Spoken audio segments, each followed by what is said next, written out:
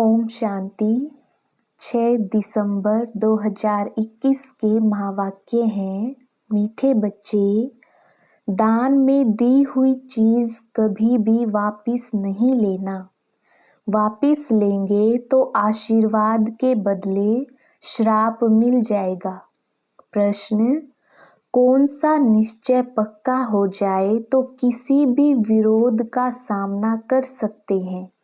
उत्तर: अगर निश्चय हो जाए कि हमको भगवान मिला है, उसे याद कर हमें विकर्म विनाश करने हैं, विश्व की बादशाही लेनी है, तो सब ओपोजिशन खत्म हो जाएंगे, सामना करने की शक्ति आ जाएगी। निश्चय की कमी है तो मूंझ जाते हैं, फिर ज्ञान को छोड़ भक्ति में लग जाते हैं। गीत: तुम्हें पाके हमने जहान पा लिया है। ओम शांति। यह गीत कौन सुनते हैं? बच्चे सुनते हैं, वही अर्थ को भी समझते हैं। प्रजा भी जो सुनती है, वह भी विश्व का मालिक बनती है। जैसे भारतवासी सब कहते हैं हमारा भारत, वैसे वहाँ भी यथा राजा रानी तथा प्रजा सब समझते हैं विश्व के मालिक हैं। जैसे यूरोपवासी आए तो वह भी कहते थे हम हिंदुस्तान के मालिक हैं। उस समय फिर हिंदुस्तानी नहीं कहेंगे कि हम हिंदुस्तान के मालिक हैं, वह गुलाम थे। राजाई सारी उन्हों के हाथ में थी, फिर हमारा राज्य भाग्य रावण ने छीना। अभी हमको अपना राज्य चाहिए, यह पराया राज्य है।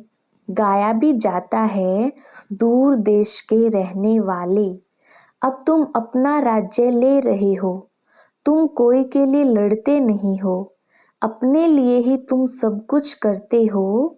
वह सेना लड़ती है अपने प्रेसिडेंट व प्राइम मिनिस्टर के लिए। बड़े आदमी तो वह बनते हैं ना, उनको नशा अच्छा रहता है, फिर भी अभी कहते हैं ना भारत हमारा है। परंतु भारतवासियों को यह पता नहीं है कि यह कोई हमारा राज्य नहीं है, यह रावण का राज्य है जिसमें हम रह रहे हैं। राम राज्य में ऐसे नहीं कहेंगे कि यह पराया है। अभी भारत पर रावण का पूरा राज्य है। राम का राज्य था, देवताओं का राज्य था, अभी नहीं है। तुम जानते हो 5000 वर्ष के बाद हम राज्य ले रहे हैं। किससे? परमात्मा बाप से। राम अक्षर कहने से लोग मूंझते हैं, इसलिए बेहद का बाप कहना ठीक है।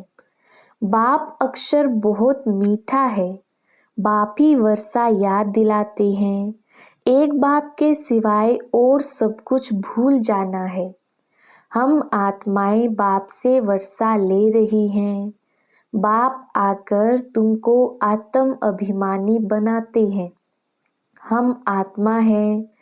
आत्मा कितनी छोटी महीन है, उसमें 84 जन्मों का पार्ट भरा हुआ है। यह मोटी बुद्धि वाले मनुष्य नहीं जानते हैं, ना समझा सकते हैं। बाबा से वर्षा ले रहे हैं, कितना सहज है, परंतु माया भुला देती है, इसलिए बच्चों को मेहनत करनी पड़ती है। इसमें कोई हथियार बारूद की बात नहीं, ना कोई ड्रिल आदि सीखनी है, ना कोई शास्त्र आदि उठाना है, सिर्फ बाबा को याद करना है। बाप जो सुनाते हैं वह धारण करना है। हम अपना राज्य भाग्य ले रहे हैं। जैसे नाटक में एक्टर पार्ट बजाकर फिर कपड़े बदली कर अपने घर जाते हैं, वैसे तुम्हारी बुद्धि में भी है कि अब नाटक पूरा होने वाला है, अब अशरीरी बनकर घर जाना है। हम हर 5000 वर्ष के बाद पार्ट बजाते हैं। आधा कल्प राज्य करते, आधा कल्प गुलाम बन जाते। बच्चों को कोई जास्ती तकलीफ नहीं देते हैं। बुद्धि में सिर्फ याद रहनी चाहिए, पुरुषार्थ कर जितना हो सके यह भूलना नहीं चाहिए। अब नाटक पूरा होता है, बाकी थोड़ा समय है, हमको जाना है। ऐसे ऐसे अपने साथ बातें करते करते तुम पावन बन वापिस चले जाएंगे। हर एक बच्चा जान सकता है कि मैं बाबा को कितना याद करता हूँ, चाहे कोई चार्ट लिखे या ना लिखे, परंतु बुद्धि में तो रहता है ना। तो सारे दिन में हमने क्या क्या किया। जैसे व्यापारी लोग अपनी मुरादी संभालते हैं रात्रि को, यह भी व्यापार है। रात्रि को सोने के समय जांच करते हैं सारे दिन में बाप को कितना याद किया, कितनों को बाप का परिचय दिया। जो होशियार होते हैं उनका धंधा अच्छा चलता है। बुद्धू होगा तो धंधा भी ऐसे ही चलेगा। यह तो अपनी कमाई करनी है। बाप सिर्फ कहते हैं मुझे याद करो, चक्र को याद करो तो चक्रवर्ती राजा बनेंगे। इसमें टू मच आशाएं नहीं होनी चाहिए। गांव में रहने वालों को आशाएं कम रहती हैं, साहूकारों को बहुत होती हैं। वह अपनी गरीबी में ही खुश रहते हैं, रोटला खाने पर हिर जाते हैं। सूखी रोटी खाने की आदत पड़ जाती है।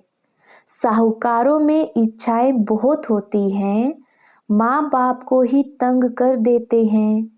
बाबा अनुभवी है, गरीबों पर रहम भी आता है। गरीब देखेंगे इतना बड़ा आदमी ज्ञान सुनता है तो हम भी सुने। चित्र तो बाबा ने बहुत बनवाए हैं। कोई कहते हैं हमको सर्विस चाहिए, बाबा कहते हैं पहले तुम होशियार बनो फिर सर्विस पर जाओ, क्योंकि आजकल भक्ति का भी जोर है। एक तरफ समझाओ, दूसरी तरफ गुरुओं की चक्री चलती है।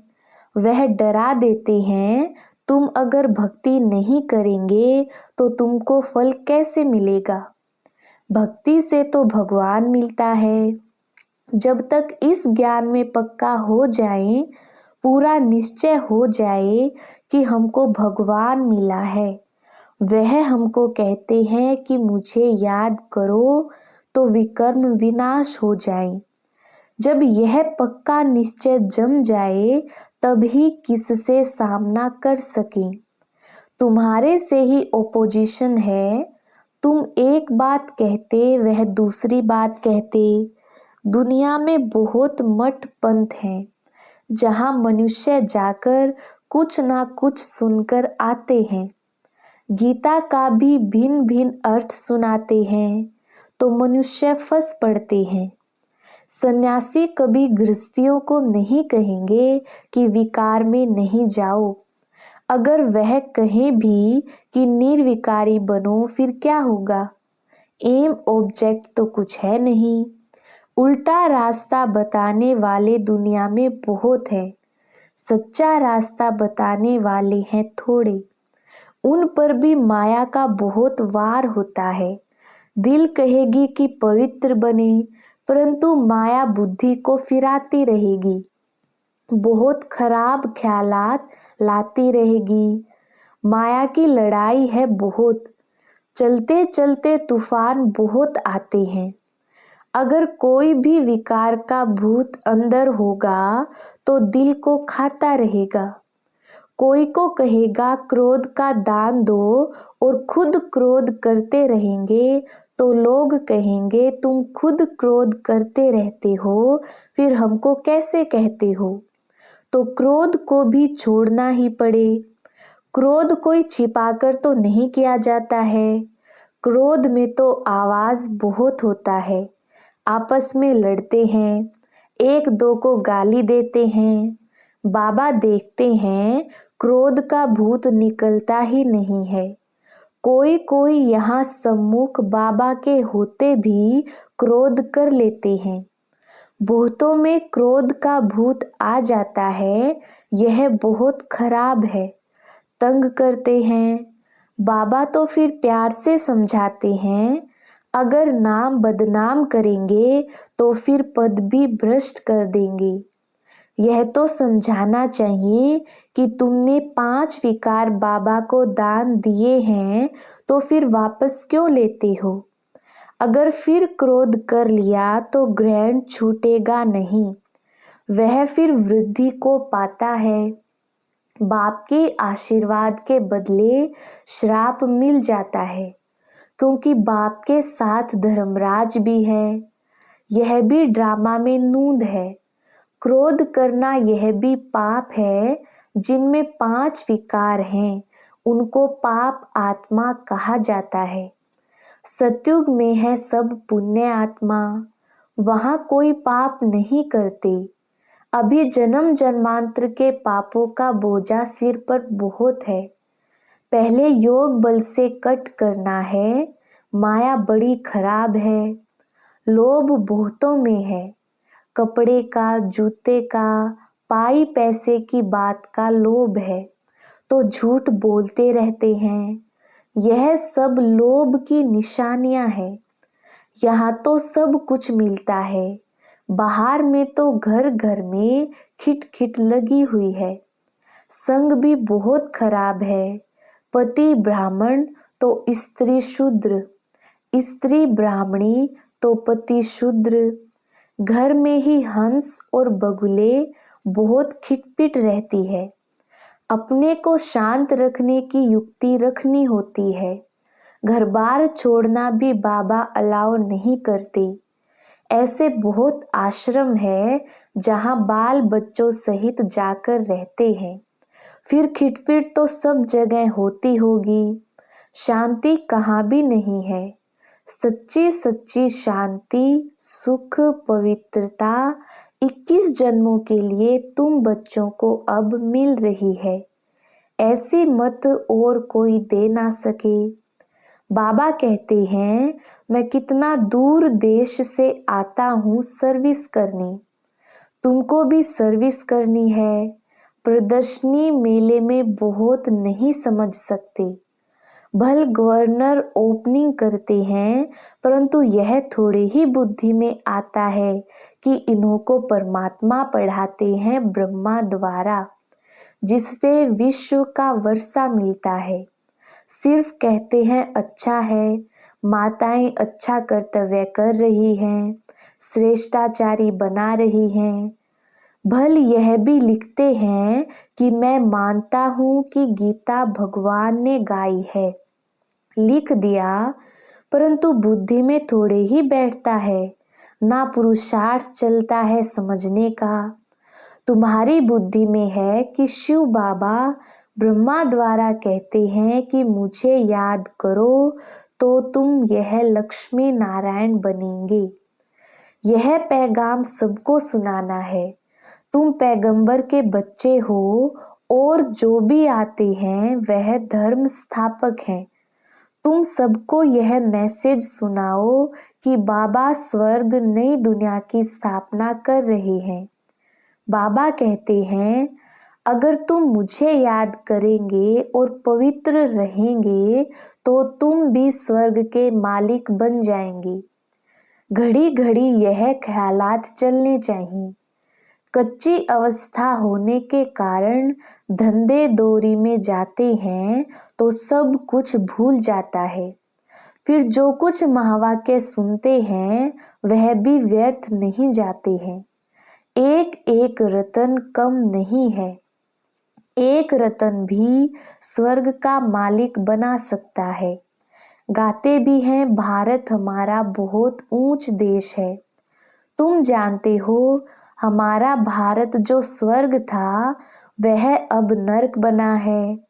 अब फिर बाबा कहते हैं, मामेकम याद करो तो विकर्म विनाश होंगे। प्रजा तो ढेर बनती जाती है, वृद्धि भी होती रहती है, सेंटर्स खुलते ही रहते हैं। बाप भी कहते हैं, गांव में जाकर सर्विस करो। ऐसे बहुत गांव हैं जहां मिलकर क्लास करते हैं, फिर बाबा को पत्र लिखते हैं। तुम बच्चों का काम है ब्राह्मण धर्म को बढ़ाना, ताकि सब मनुष्य देवता बन जाएं। यहाँ वाला जो होगा वह और सत्संगों में नहीं फंसेगा। यहाँ मुख्य बात है पवित्रता की। इस पर ही बाप बच्चों के, स्त्री पुरुष के, पुरुष स्त्री के दुश्मन बन जाते हैं। गवर्नमेंट भी कहती है यह क्या करती, यह क्यों होता है, परंतु धर्म में इंटरफेयर तो कर नहीं सकते। स्वराज्य तो स्थापन कर ही लेंगे। पहले जो लड़ाई लगी है और इसमें रात दिन का फर्क है। यह बॉम्ब्स आदि पहले नहीं थे। तुम जानते हो हमारे राज्य में लड़ाई का नाम निशान भी नहीं होगा। सतयुग त्रेता सुख, द्वापर कलयुग दुख। नई दुनिया और पुरानी दुनिया, दुनिया एक ही है, सिर्फ नई और पुरानी बनती है। अब पुरानी दुनिया विनाश हो नई बनने वाली है। यह पुरानी दुनिया अब कोई काम की नहीं रही है, फिर नई दुनिया चाहिए। दिल्ली में कितने बार नए महल बने होंगे। जो आते हैं वह तोड़ फोड़ कर फिर अपना नया बनाते हैं, यादगार के लिए। जब बड़ी लड़ाई लगेगी तो यह सब टूट फूट हो जाएगा। फिर नई दुनिया में नए महल बनाएंगे। फिर जितना जो पढ़ेगा उतना ऊंच पद पाएगा। कोई अच्छा पढ़ते हैं, कोई कम, यह तो चलता रहता है। तुम बच्चे यह पक्का याद रखो कि हमने अब 84 जन्म पूरे किए हैं। अब हमको घर जाना है। यह पुराना शरीर छोड़ हम अपने घर जाएं। ऐसी पक्की अवस्था हो जाए फिर और क्या चाहिए। ऐसी अवस्था में कोई शरीर भी छोड़े तो बहुत ऊंच कुल में जन्म लेंगे। अच्छा, मीठे मीठे सिकिलधे बच्चों प्रति माता पिता बाप दादा का याद प्यार और गुड मॉर्निंग। रूहानी बाप की रूहानी बच्चों को नमस्ते। हम रूहानी बच्चों की रूहानी बाप दादा को याद प्यार गुड मॉर्निंग और नमस्ते जी। धारणा के लिए मुख्य सार, पहला पॉइंट है, अपनी कमाई जमा करने के लिए बाप और चक्र को याद करते रहना है। माया की चक्री में कभी नहीं आना है। टू मच आशाएं नहीं रखनी है। दूसरा पॉइंट है, मनुष्यों को देवता बनाने के लिए अपने ब्राह्मण धर्म को बढ़ाना है। गांव-गांव में जाकर सेवा करनी है। वरदान, बार बार हार खाने के बजाय बलिहार जाने वाले मास्टर सर्वशक्तिमान विजयी भव। विस्तार, स्वयं को सदा विजयी रतन समझकर हर संकल्प और कर्म करो तो कभी भी हार हो नहीं सकती। मास्टर सर्वशक्तिमान कभी हार नहीं खा सकते। यदि बार बार हार होती है तो धर्मराज की मार खानी पड़ेगी और हार खाने वालों को भविष्य में हार बनाने पड़ेंगे। द्वापर से अनेक मूर्तियों को हार पहनाने पड़ेंगे, इसलिए हार खाने के बजाय बलिहार हो जाओ। अपने संपूर्ण स्वरूप को धारण करने की प्रतिज्ञा करो तो विजयी बन जाएंगे। स्लोगन, कब शब्द कमजोरी सिद्ध करता है, इसलिए कब करेंगे नहीं, अब करना है। अच्छा, ओम शांति।